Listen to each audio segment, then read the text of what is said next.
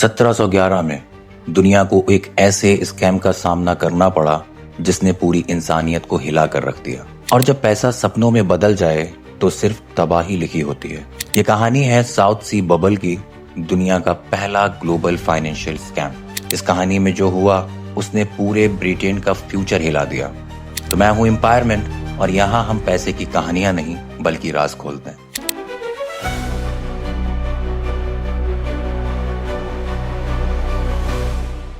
(1711) Britain कर्ज में डूबा हुआ था।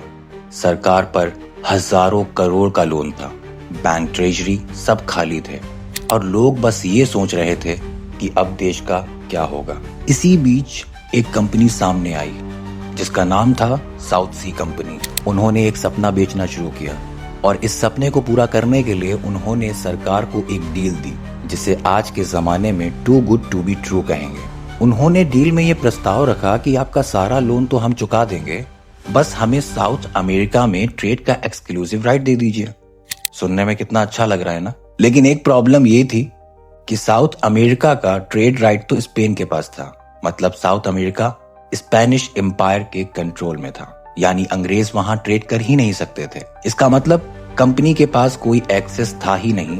मतलब डील शुरू ही झूठ से हुई थी। पर कंपनी ने ये बात लोगों से छुपा ली और लोगों को बोला कि वहाँ गोल्ड है, सिल्वर है, स्पाइसेस है, हम सब ले आएंगे। और इसके रहते वही हुआ जिसका डर था। लोगों ने सपने खरीदने शुरू कर दिए। कंपनी के शेयर्स तो रॉकेट की तरह बढ़ने लगे, लेकिन ग्राउंड पर काम जीरो था। ये स्कैम का पहला स्टेज था सपनों को बेचना। और सबसे बड़ी बात, सरकार तक इनके साथ मिल चुकी थी। Politicians, ministers, even royal family, सब के सब इस स्कैम का हिस्सा थे। कंपनी मार्केट में अपने ही शेयर्स खरीद कर उन्हें फेक तरीके से पंप कर रही थी, यानी प्राइसेस को बढ़ा रही थी।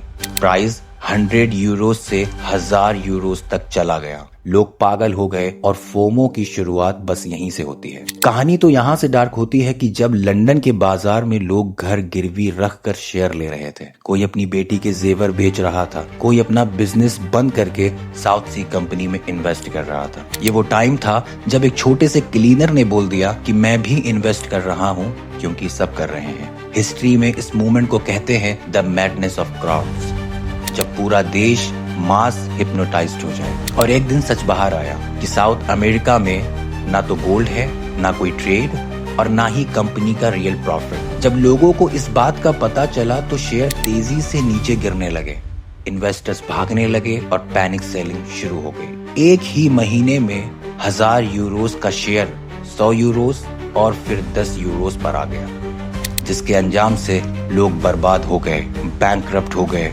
सुसाइड्स करने लगे। अफरा तफरी का आलम था, मतलब कंप्लीट कोलैप्स्ड। ये इतिहास का पहला स्टॉक मार्केट मेल्टडाउन था। जब इन्वेस्टिगेशन हुई तो एक शॉकिंग बात सामने आई। और वो शॉकिंग बात क्या थी? वो शॉकिंग बात थी कि साउथ सी कंपनी ने सरकार के मिनिस्टर्स को ब्राइब किया था ताकि वो कानून पास करें और फेक हाइप को लीगल कवर मिल जाए। ये कोई छोटा मोटा स्कैम नहीं था, ये सरकारी लेवल का लीगलाइज्ड फ्रॉड था।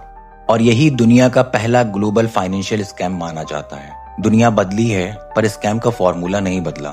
आज भी लोग हाइप, प्रॉमिस और फोमो के झांसे में आ जाते हैं। 1711 का साउथ सी बबल हमें एक ही सबक सिखाता है कि जब सरकार, कंपनी और झूठ एक हो जाएं तो स्कैम नहीं रुकते, सिर्फ शेप बदलते हैं। तो मैं हूं एम्पायरमेंट और ऐसे ही पैसे के हिडन राज हमारे अगले वीडियोस में भी खुलते रहेंगे। तो सब्सक्राइब कीजिए क्योंकि truth is the real currency.